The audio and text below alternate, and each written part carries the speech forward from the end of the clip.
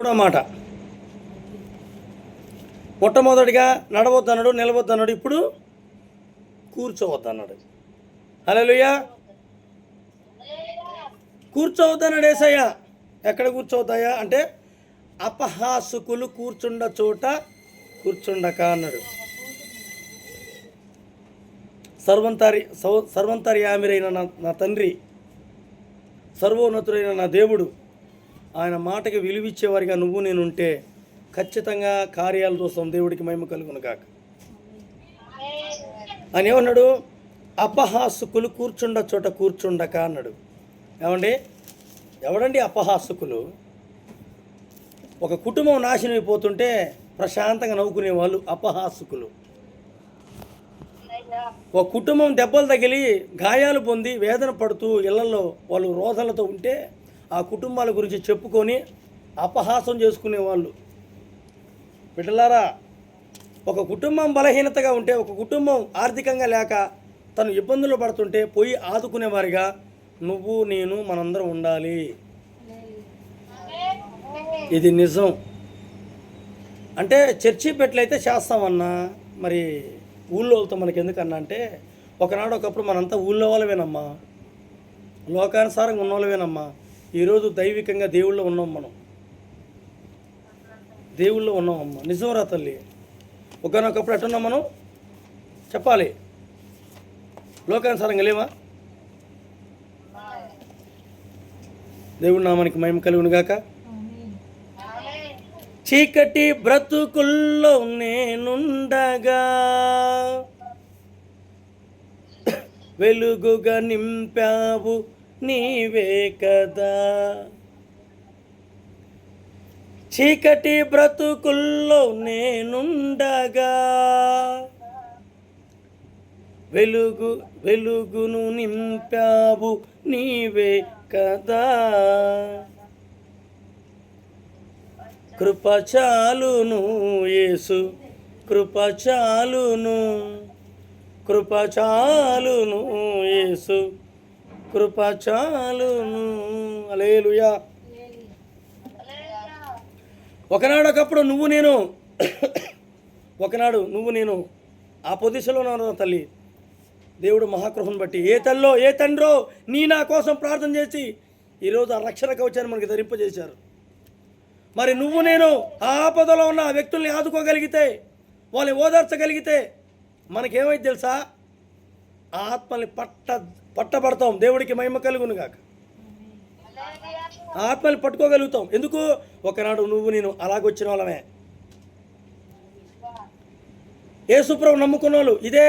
నా ఇంట్లో నా ఇల్లంతా కాలిపోయినప్పుడు, నా తల్లిదండ్రులు చిలకలూరిపేటలో నా ఇల్లంతా కాలిపోయింది. ఇల్లు అంటే ఇల్లు కాదు, మాది డేరా, గుడిసె అనమాట. కాలిపోతే పాస్టర్ గారు పాస్టర్ అమ్మ వచ్చి మాకు బియ్యం ఇచ్చారు. పాస్టర్ గారు పాస్టర్ అమ్మ వచ్చి మాకు బట్టలు ఇచ్చారు. వాళ్ళు బట్టలు ఇచ్చి బియ్యం ఇచ్చినప్పుడు నేను చిన్న పిల్లగాడిని. అప్పుడు వాళ్ళకి వెళ్ళి చూసి యేసుప్రభు నమ్ముకుని ఇంత మంచోళ్ళ అనుకున్నా. కానీ నా స్నేహితులు రాలా, నా రక్త సంబంధికులు రాలా, నా బంధువులు రాలా, నా శ్రేయభిలాష్ రాలా, నా కులం రాలా, నా మతం రాలా. నా యేసు బిడ్డలు వచ్చారు. దేవుడికి మహిమ కలుగును గాక. నా యేసు బిడ్డలు వచ్చారు నా కోసం, మా కుటుంబాన్ని ఆదుకోవడానికి. ఈరోజు నేను చెప్తున్న ఈ మాటలు నిజమండి. మీరు కూడా వాళ్ళతో మాకెందుకులే అనే పొజిషన్లో ఉండక, అమ్మా ఓదార్చండి, ధైర్యాన్ని ఇవ్వండి, దైవికమైన దేవుని ప్రార్థనల పట్ల చేయండి. దేవుడు ఉజ్జీవమైన కృప మనందరికీ అందిస్తాడు. దేవుడికి మహిమ కలుగును గాక. హల్లెలూయా. మనం ఏం కోరుకోవాలి? నేనైతే ఒకటే అనుకుంటున్నా, దేవుడు నన్ను పంపించింది దేనికి తెలుసా? 10 జీవితాలను వెలిగించడానికి. నా ఆలోచన వేరు, నా స్వభావం వేరు ఒకనాడు ఒకప్పుడు, దేవుని నమ్మనప్పుడు. కానీ దేవుళ్ళకి వచ్చినప్పుడు నా ఆలోచనలు మొత్తం 10 మందికి ఉపయోగకరంగా బ్రతకాలనే ఆలోచన పడ్డా. ఈ 10 మందికి ఉపయోగపడాల్సిన ఆలోచనలో నాలో ఆ ప్రణాళిక సిద్ధపరచబడినప్పుడు నన్ను పరీక్షలో పెట్టాడు దేవుడు. దేవుడికి మహిమ కలుగును గాక. 10 మందికి పెట్టే ఈ చెయ్యే అడుక్కునే తత్వానికి వచ్చింది. 10 మందికి సాయం చేసిన ఈ చెయ్యే, అయ్యా కొంచెం సాయం చేయగలుగుతారనే కోణానికి వచ్చింది. ఎందుకు ఇట్లా వచ్చింది అని ఒక్కోసారి బాధపడతా. అప్పుడు నాకు గుర్తుకొచ్చేది ఒకటి, కాల్చబడకపోతే స్వర్ణం విలువ పొందలేదు, చీల్చబడకపోతే మేఘం వర్షాన్ని ఇవ్వదు. కాల్చబడకపోతే స్వర్ణం విలువ పొందలేదు, చీల్చబడకపోతే మేఘం వర్షాన్ని ఇవ్వదు. దున్నబడకపోతే భూమి పంటనివ్వలేదు, చెక్కబడకపోతే శిల్పం కాదు. శ్రమల కొలిమిలో కాలకపోతే యేసు రూపు రాదు. నీకు శ్రమల కొలిమిలో కాలకపోతే యేసు రూపు రాదు. నమ్ము నేస్తమా, ఇది సత్యం, వీడబోకుమా విశ్వాసం. నీ ఆశ నిరాశ కానే కాదు, వేదన చెందకు. నీ కన్నీళ్ళు కలకాలముండవు, కలతే చెందకు. హల్లెలూయా. నిజంరా, ఒక వ్యక్తిని దేవుడు ఆశీర్వాదకరంగా మార్చాలి అంటే మొట్టమొదటిగా నిన్ను నన్ను పరీక్షిస్తాడు. నా దేవుడు, నా యేసయ్య నన్ను ఎన్నో రకాలుగా ఆ పరీక్షలు పెట్టి, అయినను నేను యేసును తప్ప లోకాన్ని చూడాల. దేవుడికి మహిమ కలుగును గాక. చిన్నప్పుడు కొన్ని విధానాలు గుర్తుకొచ్చాయి. చిన్నప్పుడు బంగారయ్య కొట్లో నేను పనిచేసేటప్పుడు బంగారయ్య అనే వ్యక్తి కందిపప్పులో డబ్బులు పెట్టేవాడు. వీడు ఎలాంటి క్యాండిడేట్ అని నేను డబ్బులు దొరికినప్పుడు జేబులో పెట్టుకుని వెళ్ళిపోతే వీడు దొంగ, డబ్బులు దొరికి ఆయనకి ఇచ్చామనుకో వీడు దొర. అయితే డబ్బులు కనిపినప్పుడు నాకు భయం పుట్టేది. అమ్మో ఇన్ని డబ్బులే నాయి కాదు, సేటు గారు డబ్బులు ఉన్నాయండి ఇక్కడ అంటే తీసుకొని రా అని గల్లాలు వేసుకునేవాడు. దొరికినందుకు కొంత కూడా సాయం చేయడే నేనా అనుకునేది. నేను డబ్బులు దొరికితే మరి ఇస్తే కొంచెమైనా సాయం చేయాలి కదమ్మా. ఈయన సాయం చేయడు, గల్లాలు వేసుకుంటాడు. అప్పుడు నేను అనుకుంటా ఎంత కుల్లోడో అనుకుంటా. కానీ ఆయన డబ్బులే పెట్టాడు, నాకేం తెలుసు. అట్లా 3-4 సార్లు చేసి 4వ సారి ఏం చేశాడు తెలుసా? బాయ్ ఈ బల్లకాడ కూర్చో, నేను కాసేపు వేరే పని మీద వెళ్తాను, నాకు గల్లా అప్పచెప్పిపోయాడు. దేవుడికి మహిమ కలుగును గాక. అంటే అర్థమేం తెలుసా?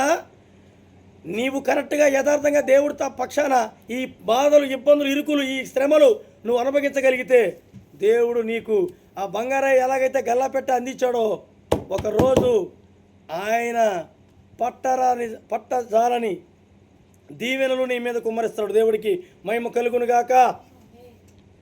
హల్లెలూయా. ఏమండోయ్, అపహాసకులు కూర్చున్న చోట కూర్చుండక అని ఎందుకన్నాడు తెలుసా? ఈ మధ్య ఒకటి తగలబడింది, అది మీకు తెలుసు. కొన్ని టీవీలలో కొన్ని వస్తున్నాయి. అవి చూసి పక్క నవ్వే వాళ్ళుగా ఉన్నారు, కానీ అది పాపం అని ఒక్కడ కూడా గమనించలేకపోతున్నారు. నేను ఒక్కడే చెప్తున్నా, అమ్మా నవ్వే వాళ్ళ కాడ కూర్చోమాకండి, నవ్వే వాళ్ళ కాడ కూర్చోమాకండి. ఏడ్చే వాళ్ళ కాడ మీరు కూర్చొని ఓదార్చండి.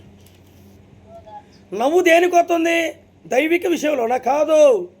నవ్వు దేనికి వచ్చింది తెలుసా? నువ్వు నాశనానికి వచ్చింది నవ్వు. కానీ ఎక్కడైతే ఏడవగలుగుతారో వాడు కూర్చో, అది దైవిక విషయమై. ఎందుకు చెప్పనా? నా తండ్రి చేసిన కార్యాల విషయమై ఏడవగలిగే వ్యక్తులు ఉన్నారు.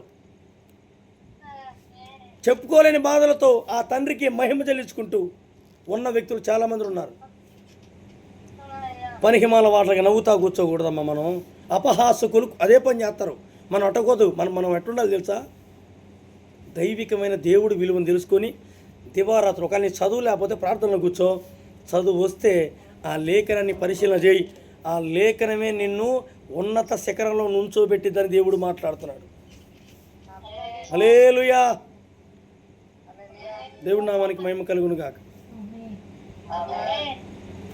తల్లి గర్భము నందు నన్ను పిలిచినావు, 10 మంది మేలు కొరకు నన్ను పెంచినావు.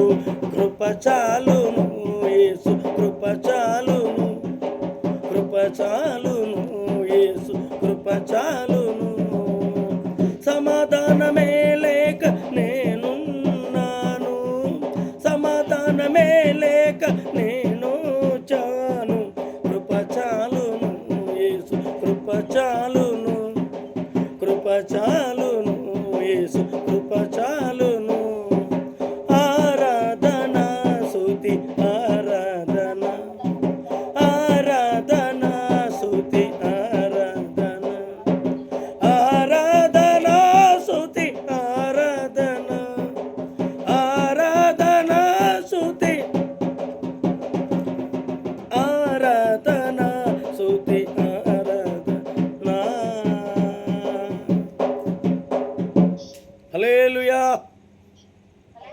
కాబట్టి ఎక్కడ పడితే అక్కడ అడ్డగోలుగా కూర్చొని నవ్వేవారిగా నువ్వు నేను ఉండకూడదు. మనం ఎక్కువ యేసయ్య పాదాలను పట్టుకోవాలి.